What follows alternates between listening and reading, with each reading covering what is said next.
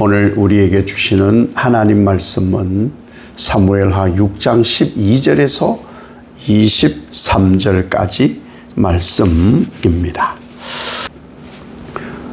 오늘도 이 땅에 얼굴을 뵈서 반갑습니다. 천국이면 더 좋겠지만 오늘도 창조적 새날과 복된 날로 하루를 하나님 열어주셨으니까 하나님 앞에서 즐거움이 충만해지시길 예수님 이름으로 축복합니다. 이 언약궤에 얽힌 이야기잖아요. 잘못된 방법으로 언약궤를 옮기다가 하나님의 법을 어기고 하나님의 질서를 어기고 하나님의 거룩이 훼손된 이유로 웃사를 하나님이 그 자리에서 치셔서 죽이잖아요. 그것을 본 다윗은 놀래 자빠질 일이지요. 말씀이 그동안에 끊어졌고 또 하나님의 말씀대로 살지 못했던 이러한 여러 가지 일들로 인해서 언약궤에 메어오는 것을 멈추어 버립니다. 그래서는 임시 궁여지책으로 오벳에돔이라는 사람의 집에 뒀는데 세상에 석 달 동안에 복이란 복을 다 받았다는 거예요. 근데 이 복은 뭔지 모릅니다. 많은 분들이 복 그냥 이렇게 되어 있으니까 뭐 돈이고 뭘 얘기를 하는데 모르겠어요. 뭔가 복을 엄청 받았어요, 하이지가.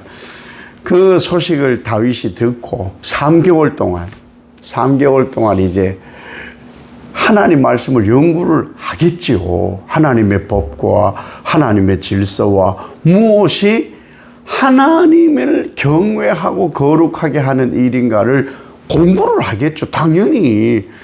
그래서 오늘 세상에 메고 온다 이 말이 4번이나 있어요. 4번이나. 왜?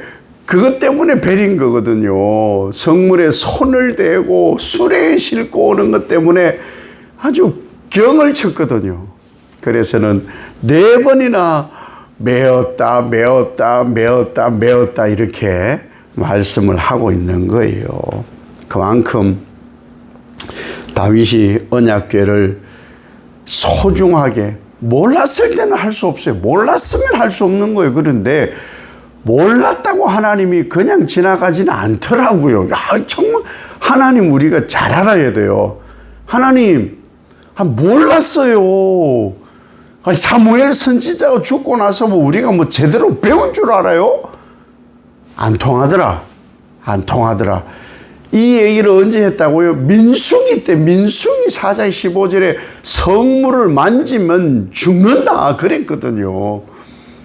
제사장과 레위인과 고핫 자손만 메고 옮겨라. 만지지 마라.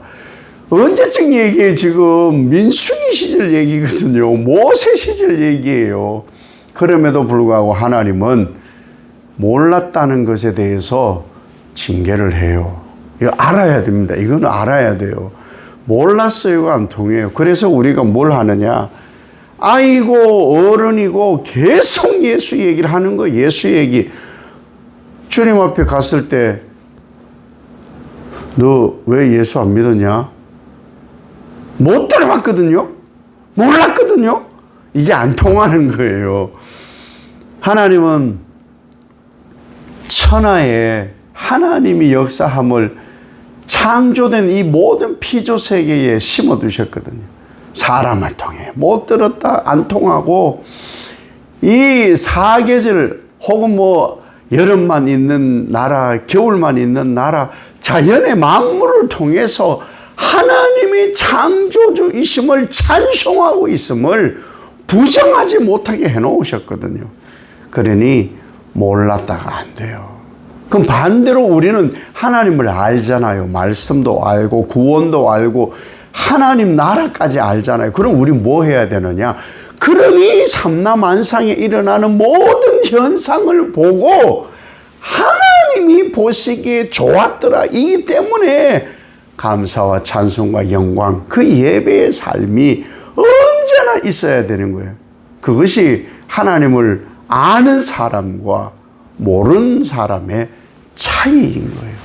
그래서 우리가 여기만 와서 예배하는 게, 여기는요 사실은 막 이 다윗처럼 춤추며 뭐 그런 CCM이 있더라고요. 다윗처럼 춤추며 그런 CCM이 있어요. 근데 대한민국은 너무 점잖은 분들이 많아요.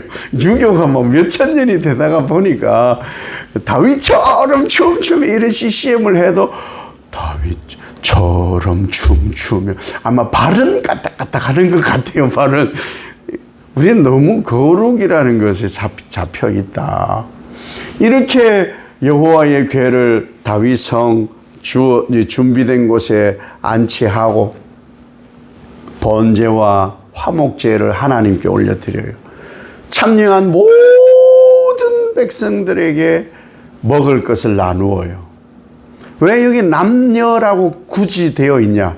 여자는 성전에 못 들어갔잖아요. 애들하고 장애가 있고 또 불결한 사람들, 들어가지 못하게 하는 사람들. 그런데 이 언약궤가 다윗성 성막에 준비된 곳에 놓여졌을 그때에 그런 것 없이 다 모든 사람에게 하나님의 은혜를 나누게 된 거죠. 그런데요, 이 미갈처럼 되면 안 돼요. 근데 정말 희한하게 한번 보세요. 모든 사람이 막 그 하나님의 언약궤가 되어져 있는 그 성막 앞에서 막 그리고 계속 악기를 이렇게 막 했잖아요. 악기를. 그래서 막 다윗도 좋고 막 이러고 있는데 한 사람한테 지금 스포트라이트가 쫙 비치는데 미갈이에요. 미갈. 아이고 참, 왕이 채신머리도 없이, 아우 저게 뭐야 저게. 아우 마음에 심중에 업신여겼다 그러잖아요. 업신여겼다. 예. 비난하고 조롱하고 우습게 여기고 가볍게 여겼다 그 말이에요. 바람직하지 않다 이 말인 거죠. 그래서는 다윗이 집으로 왔어요. 집에서도 하나님의 언약궤가 온 것에 대하여서 막 아이들하고 부인들하고 막 사람들과 나눌 거 아니에요. 그죠? 그런데 아니 미갈이 뭐 그렇게 잘난 여인은 아니거든요.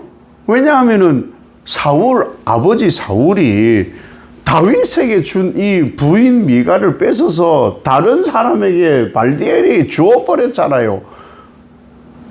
그래서 다시 데려온 사람이에요. 아니, 조신하게 좀 있지. 뭘 그렇게 그냥 자기 눈에는 별로였던 거예요. 이렇게 얘기를 해요. 방탕한 자가 염치 없이 자기 몸을 드러내듯이 추태를 보였다. 아우 세상에, 이거 참나 살다 어떻게 나 부끄러워 어떻게 이럴 수가 있어요.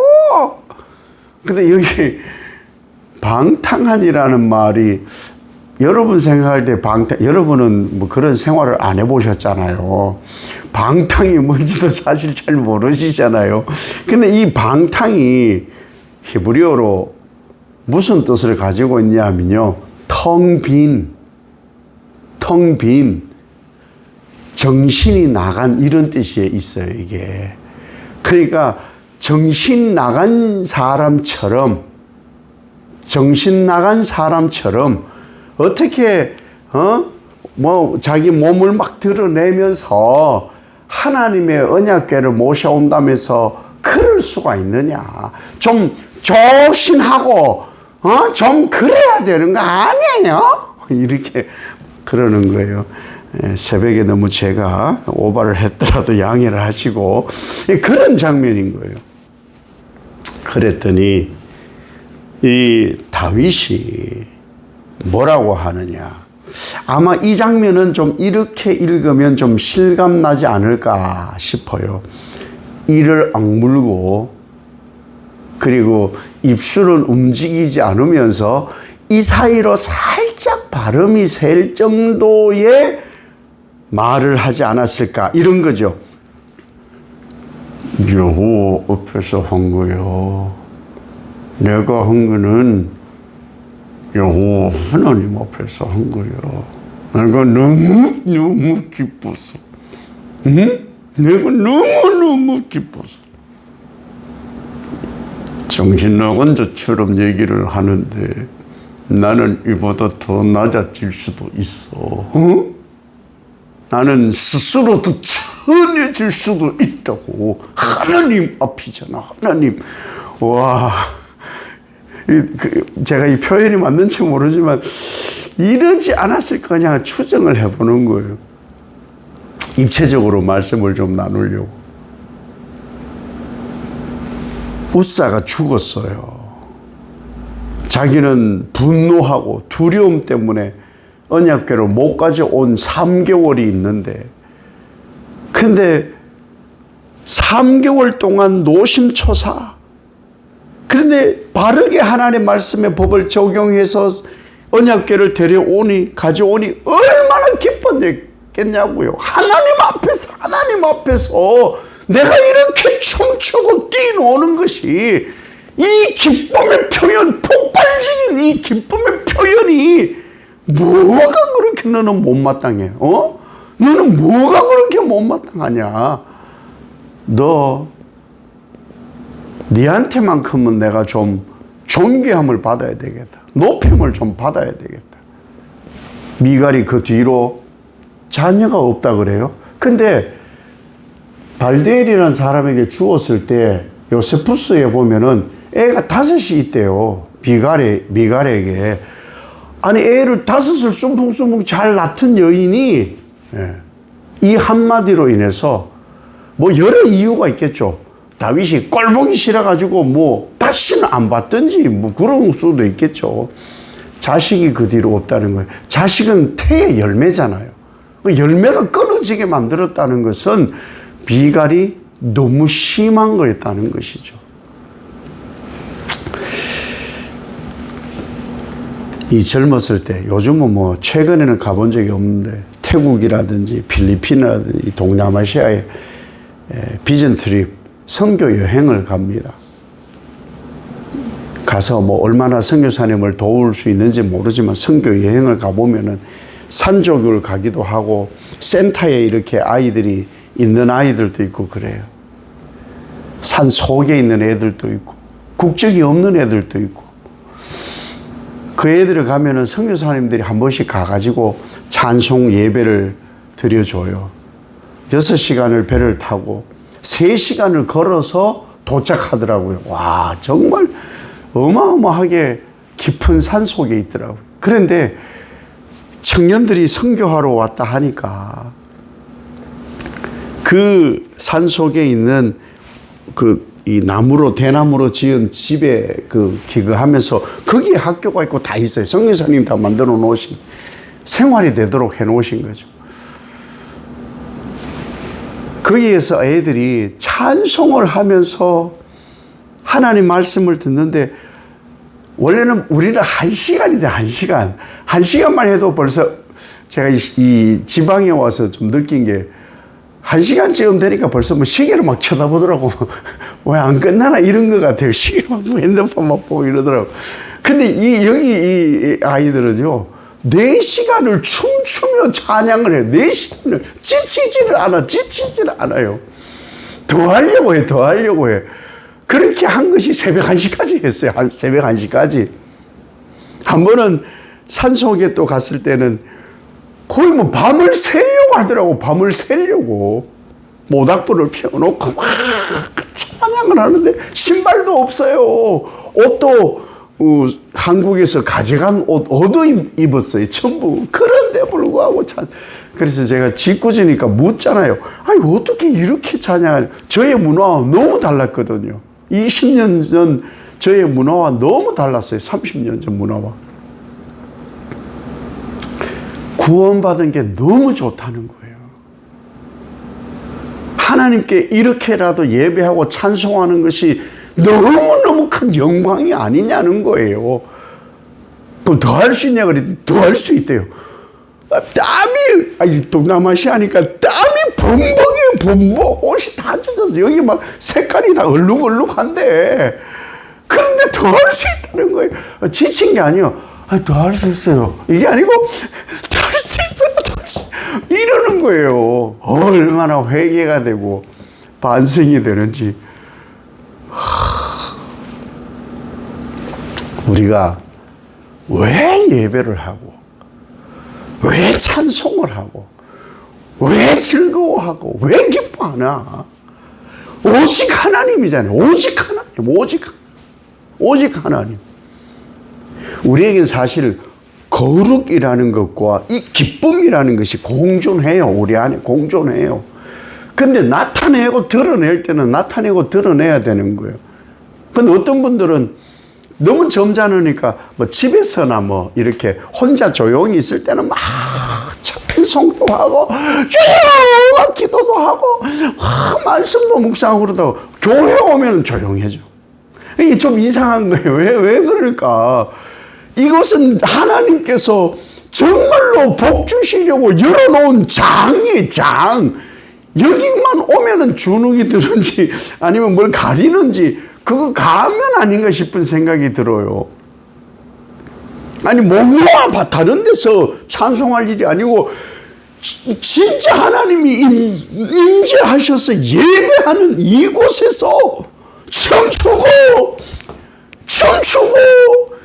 찬양하고 집중해서 말씀을 듣고 이곳에서 이루어져야 되는 거예요. 예배가 이루어지는 곳에서 진짜 그 일이 이루어져야 되는 거예요. 우리에겐 거룩과 이 기쁨이 공존하는 거예요.